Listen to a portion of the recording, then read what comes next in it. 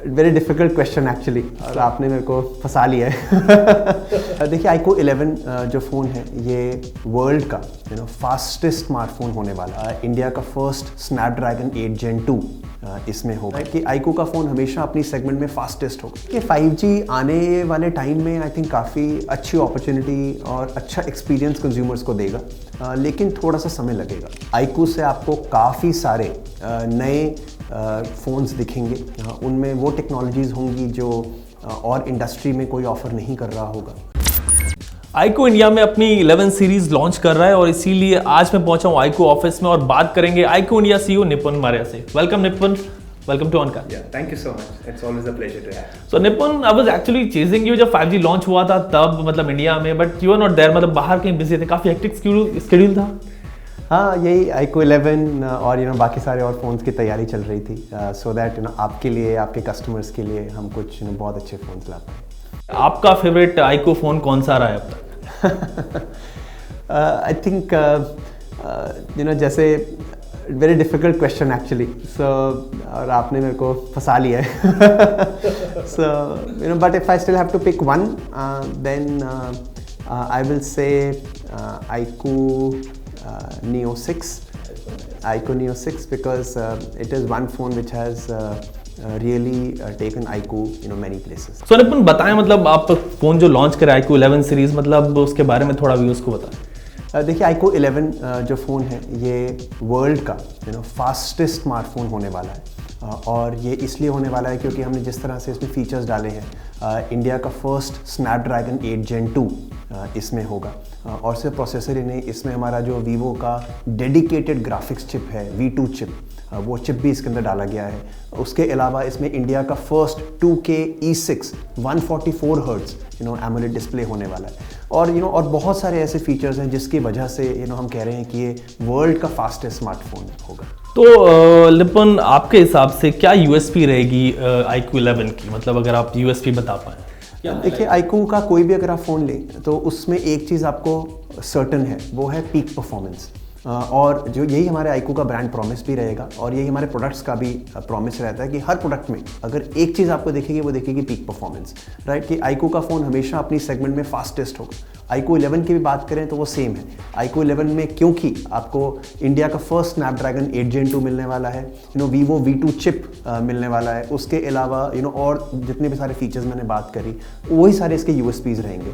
तो अगर आपको एक पावरफुल डिवाइस चाहिए, अगर ऐसा डिवाइस चाहिए जो आप कोई भी एप्लीकेशन रन करना चाहें, कोई भी गेम चलाना चाहें, कुछ भी करना चाहें, this phone will live up to your expectation. Fine. So gaming centric phone यहाँ पर जो है वो आ रहा है iQOO की तरफ से, मेरे को जो समझ आया, निपुन ने जो बताया। निपुन, एक ही फोन लॉन्च कर रहे हैं इस बार? अक्सर हम देखते हैं कि 2 या 3 फोन भी आते हैं सीरीज में, तो आप एक ही फोन लॉन्च करें, प्लस ये फोन आ कब रहा है? iQOO 11 एक ही फ़ोन होगा जो इस बार अभी हम लॉन्च करेंगे, और इसकी जो लॉन्चिंग है वो होगी जनवरी 10 को।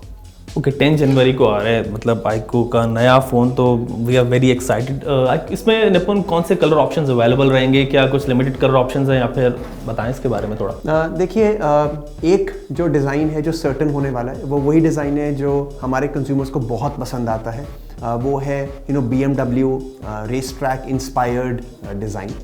लेकिन इस बार हमने उसमें भी एक एडिशन करा है, इस बार हम उसमें लेदर बैक के साथ उसको लॉन्च कर रहे हैं। So this is one confirmation I can give to you and to your listeners today. और बाकी और क्या कलर्स आएंगे, क्या वेरिएंट्स होंगे, वो जैसे ही लॉन्च पास में आएगा आपके कस्टमर्स को पता लगेगा। फाइन। तो निपुन, यहाँ पे टारगेट ग्रुप हमारा क्या रहने वाला है? क्या वो गेमिंग सेंट्रिक ऑडियंस जो है, यूजर्स है, वो ही रहेंगे, या कुछ और भी हम ट्राई कर रहे हैं इस बार?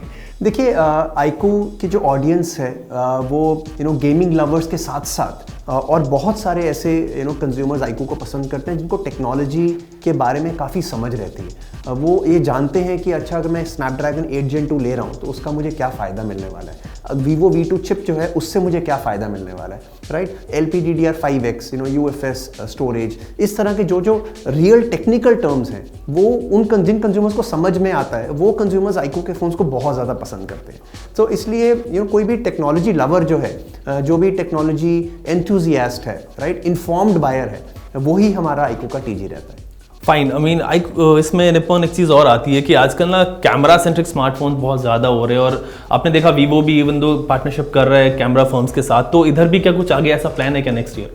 देखिए आईकू का जो प्रॉमिस है, जैसे मैंने आपको बताया, वो है कि परफॉर्मेंस आपको बिल्कुल टॉप नॉच मिलेगी।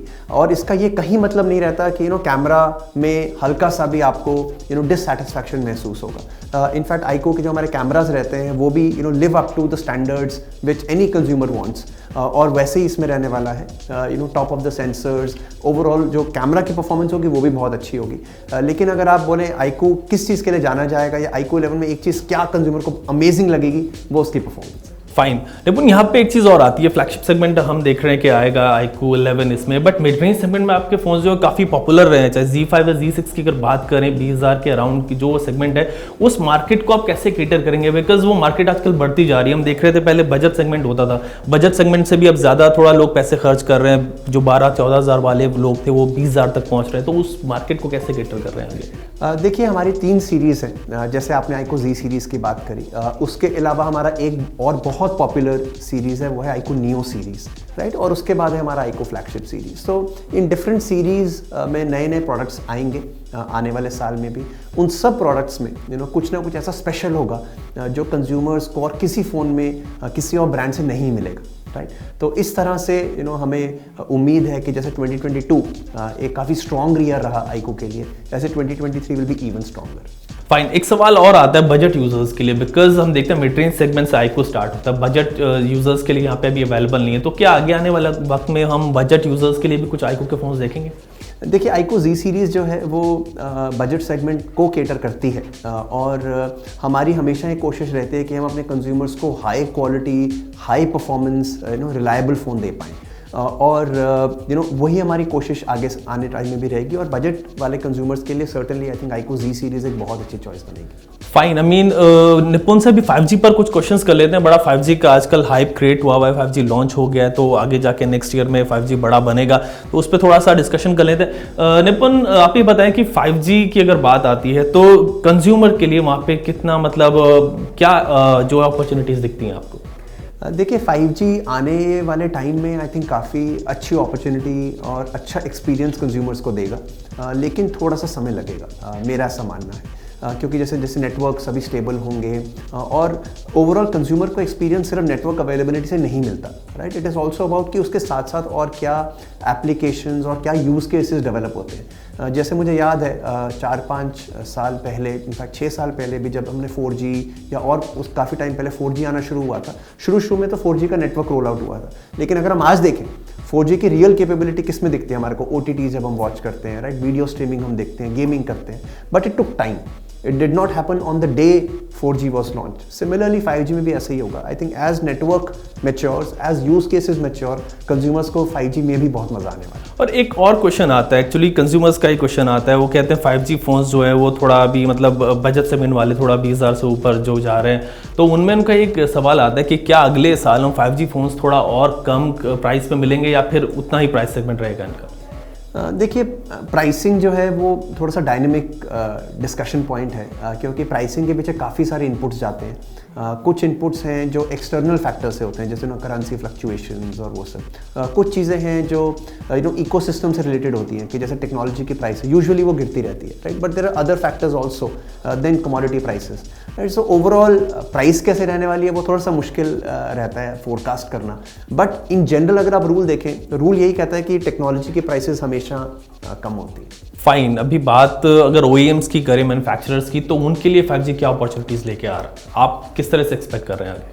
देखिए 5G because it is in even more powerful network, I think जो हमारे लिए अपॉर्चुनिटी है वो अपॉर्चुनिटी ये है कि हम अपने कंज्यूमर्स को और ज़्यादा डिफरेंशिएटेड एक्सपीरियंस दे सकते हैं। एक बहुत सिंपल यूज़ केस है, वो ये है कि आप अगर 5G पे हैं तो आप और ज़्यादा मे बी गेमिंग करना चाहेंगे, आप और ज़्यादा स्क्रीन पे मे बी अपना कुछ वॉच करना चाहेंगे, कुछ स्ट्रीमिंग करना चाहेंगे, राइट। और अगर आप ये सब कर रहे हैं, which means you also need a good screen, you also need good battery, right, may be you also need good fast charging. तो इन सब चीज़ों में कहीं ना कहीं iQOO आपको डिफरेंशिएटेड एक्सपीरियंस दे सकता है। जैसे मैंने iQOO 11 की बात करी, E6 डिस्प्ले मिलेगा आपको, मैंने 120 वॉट फास्ट चार्जिंग मिल सकते हैं। तो उस तरह से जैसे जैसे अपॉर्चुनिटीज़ हैं, I think for us also we can create differentiated experiences for our users. Exactly, मैंने यूज़ किया वो फ़ोन, काफ़ी अच्छी परफॉर्मेंस रही है, रिव्यूड दैट ऑल्सो। लास्ट सवाल करूंगा निपुण आपसे कि एक्सपेंशन प्लान इंडिया में क्या है, प्लस आगे क्या हम और प्रोडक्ट पोर्टफोलियोज देख सकते हैं, जैसे कि दूसरे OEMs हैं वो दूसरे प्रोडक्ट्स भी लेके आ रहे हैं मतलब, तो उस तरीके से आप कुछ बताएं। देखिए आगे आने वाले टाइम में अभी जो मैं आपको बता सकता हूँ वो ये है कि iQOO से आपको काफ़ी सारे नए फ़ोन्स दिखेंगे।